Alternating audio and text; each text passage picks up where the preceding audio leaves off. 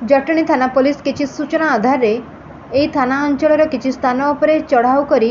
लक्षाधिक टंकार brown sugar जबत करने सह एही कारबार रे संपृक्त थिबा अभियोग रे 2 जन को गिरफ्त करी कोर्ट चालान करिछि। आज सकाळ प्राय 7:40 समय आईआईसी जटनी गोटे विश्वस्त सूत्र खबर पाइले जे कुदियारी पाखे एफसीआई गोडाउन निकट में किसी युवक 3 जन युवक 2टी मोटरसाइकेल आसी ब्राउन सुगर बेपार करने उपस्थित अच्छा से खबर पाइबा क्षणी आईआईसी जटनी टीम सेठाकू पठाई खबर जांच करने समय जना पड़ा से 2-3 जन सेठार उपस्थित थे पुलिस धरी धरिया पाखु 31 ग्राम समुदाय 31 ग्राम ब्राउन सुगर जबत करा